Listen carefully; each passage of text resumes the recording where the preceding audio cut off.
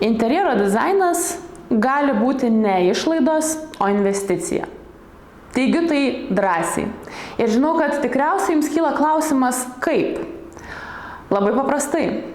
Žinant formulę, kuri leidžia kurti nepavaldžius laikui interjero dizaino sprendimus. Kodėl yra svarbu kurti interjero dizainą, kuris yra nepavaldus laikui? Todėl, kad būtent toks interjero dizainas kuria pridėtinę vertę. Ir šio seminaro metu mes labai aiškiai apsibrėšim, tai kokie aspektai yra formulės dedamosios ir kokius aspektus reikia įvertinti, kuriant nepavaldų laikui interjero dizainą. Tai padarysim ne tik teoriškai, bet ir praktiškai nagrinėdami pavyzdžius ir galiausiai suprasim, tai kaipgi sukurti aukštos vertės interjero dizaino sprendimus, nes menkaverčių dizaino sprendimų ir taip pakankamai daug. Todėl kurkim kokybišką interjero dizainą.